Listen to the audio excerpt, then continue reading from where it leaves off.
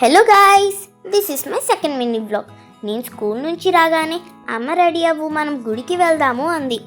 అమ్మ నాకు ఈరోజు హోంవర్క్స్ ఎక్కువ ఉన్నాయమ్మా, నేను రాలేను అని చెప్పాను. ఈరోజు వైకుంఠ ఏకాదశి, త్వరగా వెళ్ళి వచ్చేద్దాంలే అంది. దాంతో ఇంకా ఇంటి దగ్గరే ఉన్న రామాలయానికి అయితే వచ్చేసాం. ఇక్కడ స్వామివారు చాలా చక్కగా అలంకరించారు కదా. ఇంకా మేమైతే ఇక్కడ అర్చన చేపించుకున్నాము. అసలు ఈ పీస్ఫుల్నెస్కి నాకు అసలు హోంవర్క్ కూడా గుర్తు రాలేదు గాయస్. అసలు ఇంకా కాసేపు ఇక్కడే ఉందామా అన్నంత పీస్ఫుల్గా అనిపించింది. ఇంకా వాళ్ళు ఇచ్చిన తీర్థ ప్రసాదాలు అయితే తీసుకున్నాము. ఎక్కడికి నడుచుకుంటూ వెళ్ళిపోతున్నాను అనుకుంటున్నారా? అదేనండి, పక్కనే ఉన్న అమ్మవారి గుడికి అయితే వెళ్తున్నాము.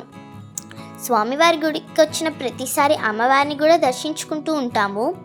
ఈరోజు లేట్ అయింది, దానివల్ల గేట్ అయితే క్లోజ్ చేశారు. యాక్చువల్లీ ఈవిడ మా గ్రామదేవత, సో గేట్ వేసేసారు కదా, అలాగే దర్శించుకున్నాము. ఈరోజైతే నేను ఒక టాస్క్ మొదలు పెడతాను.